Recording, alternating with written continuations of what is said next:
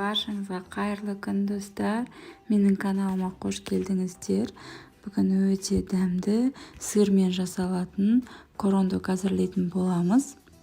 Ең алдымен ыдысымызға ұнымызды салып, үстіне қамыр қопсытқышымызды, тұзымызды, қантымызды салып, 2 жұмыртқамызды және де сүтімізді құйып, біркелкі масса болғанша венчикпен жақсылап араластырып алатын боламыз.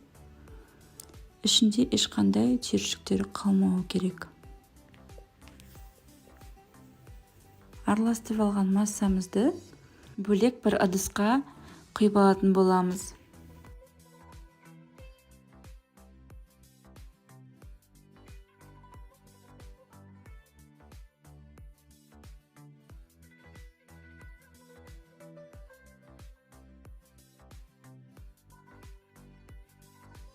Міне осылай ыдысымызға құйып аламыз. Одан кейін мен сосискаларға кірістім. Менде 10 дана сосиски. Әрқайсысын ортасынан бөліп алдым. Бірақ оны міндетті емес, бөлмесеңіздер де болады.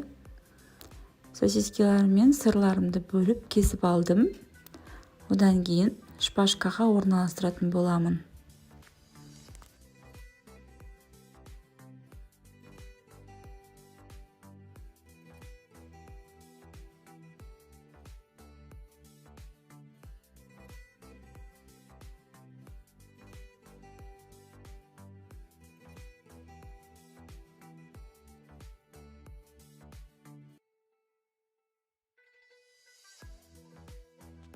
Міне осылай шпажкаға орналастырып аламын. Барлығын бірінші дайындап аламын.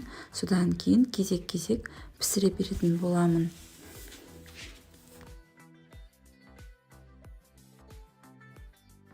Барлық керек заттарды описание бөліміне жазып қалдыратын боламын.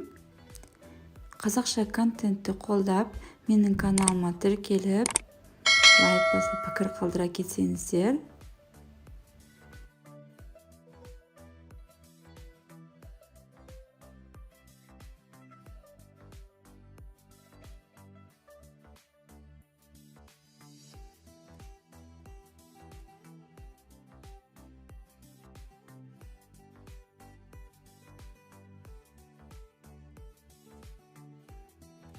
Міне осылай барлығын дайындап алдым. Енді бұны кезекпен жаңағы дайындаған қамырымызға батыратын боламыз. Одан кейін оны үгілмелі нанның үстіне, яғни панировочный сухарийдің үстіне осылай жан-жақтан орнатып алатын боламын. Содан кейін қызып тұрған майға екі бетінен қуырып алатын боламын.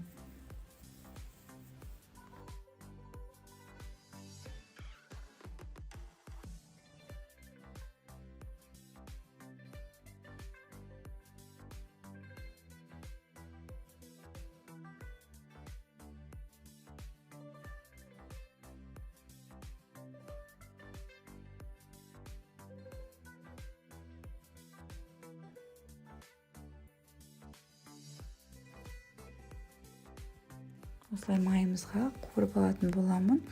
Өте ерекше, дәмді болып шығады. Жасап көрсеңіздер болады. Сіздерге ұнайды деген ойдамын. Сосискидің өзімен жасасаңыздар да болады. Сырмен жасасаңыздар дәмдірек болып шығады.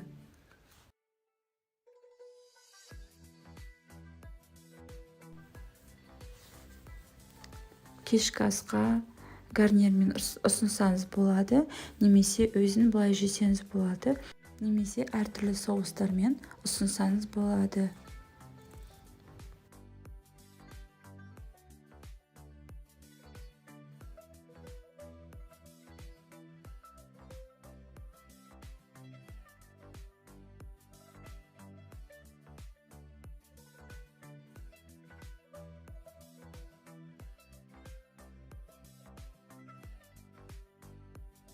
Міне біздің корондоктарымыз дайын, өте дәмді, әрі сырмен жасалғандықтан созылып, өте дәмі ерекше болып шығады.